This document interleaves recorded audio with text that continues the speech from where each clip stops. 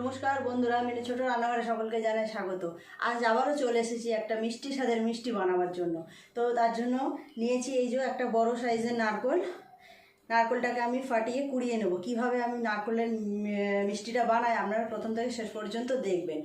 তো নারকেলটা আমি প্রথমে ফাটিয়ে নেব।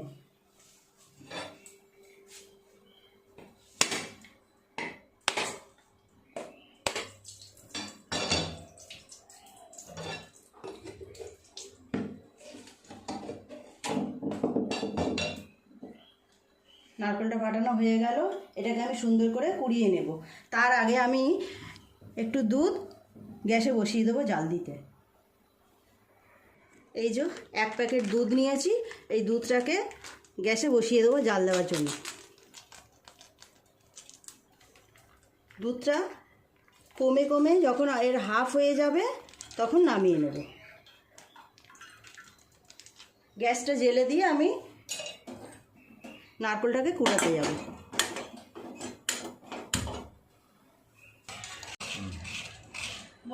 বন্ধুরা নারকেলটা আমি সুন্দর করে কুড়িয়ে নেব। আমি নারকেলটা আজকে আর বাটবো না। আপনারা চাইলে এটাকে বেটেও করতে পারেন, কিন্তু বাটার দরকার হবে না।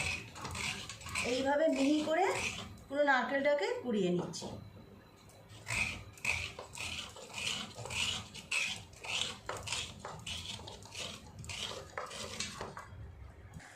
বন্ধুরা দেখুন, নারকেলটা আমি সুন্দর করে কুড়িয়ে নিয়েছি, আর আমার দুধটাও অনেকটা কমে গেছে, ফুটিয়ে ফুটিয়ে হাফেরও কম হয়ে গেছে। এই দুধটার মধ্যে একটু গুঁড়ো দুধ মিশিয়ে নেব। কিছুদিন আগেও আমি একটা নারকেলের রেসিপি করে দেখিয়েছি, আপনারা খুবই পছন্দ করেছেন। 2 চামচ পরিমাণে গুঁড়ো দুধ দিয়ে দিলাম। আপনারা চাইলে পুরোটাই লিকুইড দুধ দিয়েও করতে পারেন, বা পুরোটা এরকম গুঁড়ো দুধ দিয়েও করতে পারেন। আর এই মিষ্টিটা বানানোর জন্য যা উপকরণ নিয়েছি দেখিয়ে দেব। আমি একটা নারকেলের জন্য 250 গ্রাম মতো চিনি গুঁড়ো করে নিয়েছি কিছু ড্রাই ফ্রুট সাজানোর জন্য, নিয়েছি ঘি আর একটু এলাচ গুঁড়ো। ঘিটা আপনারা নাও নিতে পারেন, আমি নিয়েছি।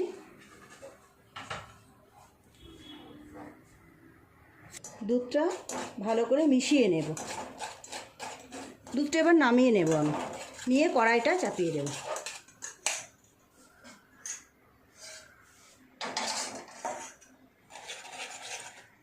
কড়াইটা চাপিয়ে দিয়েছি, দিয়ে দেব নারকেল কুড়ো। আপনারা চাইলে এই নারকেলটাকে আবার মিক্সি বা শিলেতে একটুখানি পেস্ট করে নিতে পারতেন, কিন্তু আমাদের এই নারকেলটা খুব সুন্দর, এটা পেস্ট না করলেও হবে, তাই আমি আর পেস্ট করিনি। দিয়ে দিলাম চিনির গুঁড়োটা। এবার সুন্দর করে নেড়ে নেড়ে অনবরত নাড়তে হবে, নেড়ে নেড়ে পাক করে নেব।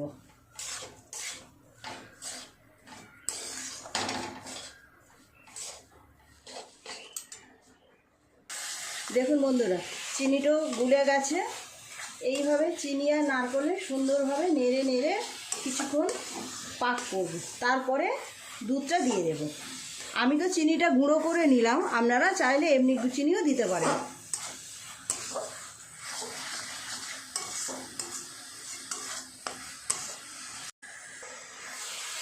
নারকেলের পাকটা কিছুটা হয়েছে, এর মধ্যে দিয়ে দেব দুধটা।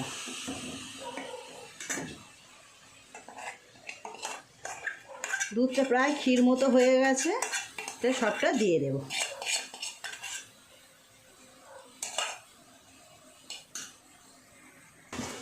দুধটা তো দিয়ে দিলাম, এবারে অনবরত নাড়তে থাকবো। গ্যাস কিন্তু আমি বেশি বাড়িয়ে রাখিনি, গ্যাসটা কমানোই আছে, তাহলে কড়ার নিচে লেগে যাবে, রঙটাও বাজে হয়ে যাবে। এই যে সুন্দর সাদা সাদা ভাব, সেটা থাকবে না। তো এইভাবে আস্তে আস্তে নেড়ে নেড়ে পাকটা করে নেব। দিয়ে দেবো একটু এলাচের গুঁড়ো, যেটা আগে থেকে গুঁড়ো করে রেখেছিলাম।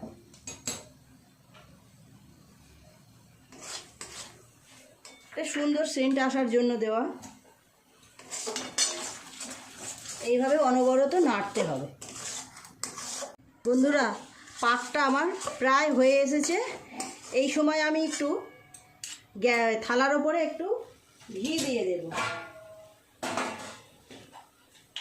এই নারকেলের পাকটা থালার উপরে নেব, তার জন্য থালায় একটু ঘি দিয়ে দেবো।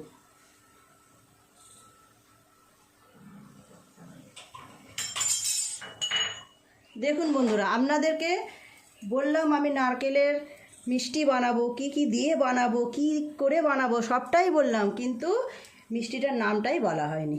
মিষ্টির নামটা হচ্ছে তক্তি। আমি আগেও বাড়িতে বানিয়েছি কয়েকবার, সবার খুব পছন্দ হয়েছে, তাই আপনাদের সাথেও শেয়ার করছি। পাকটা আমার প্রায় হয়ে গেছে, এবার এই পাকটা থালার মধ্যে ঢেলে নেব।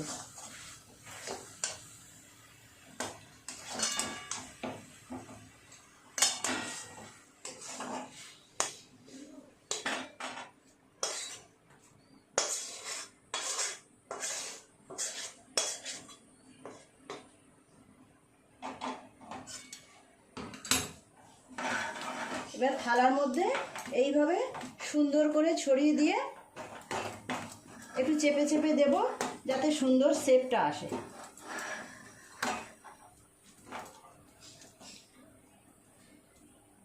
কিছুক্ষণের জন্য রেখে দেবো, ঠান্ডা হয়ে যাক, তারপর এটাকে সুন্দর করে সাজিয়ে নেব। দেখুন বন্ধুরা, নারকেলের পুরটা আমি এইভাবে থালার মধ্যে ছড়িয়ে দিয়েছি। এটা একটু ঠান্ডা হোক, তারপর আমি পিস পিস করে কেটে নেব। বন্ধুরা, আমি এটা 10 মিনিটের জন্য রেখে দিয়েছিলাম একটু সেট হওয়ার জন্য। তখন তো গরম ছিল, কাটলে পিসগুলো সুন্দর করে করতে পারতাম না। তো এখন এটা 10 মিনিট পরে আমি এটা কেটে নেব।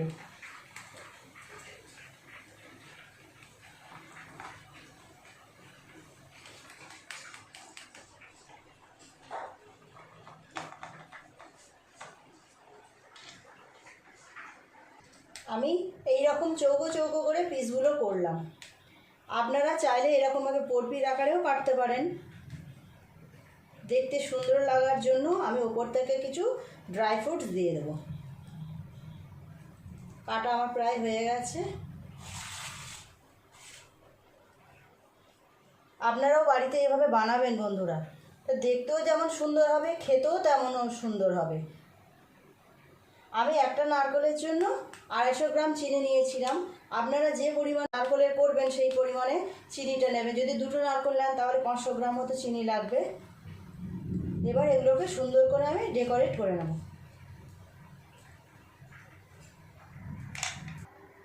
বন্ধুরা দেখুন, তৈরি হয়ে গেল আমার নতুন স্বাদের নতুন রকমের মিষ্টি। কেমন দেখতে লাগছে? ওপর থেকে আমি কিশমিশ আর চেরি ফল দিয়ে সুন্দর করে সাজিয়ে নিয়েছি। বেশ সুন্দর দেখতে লাগছে না?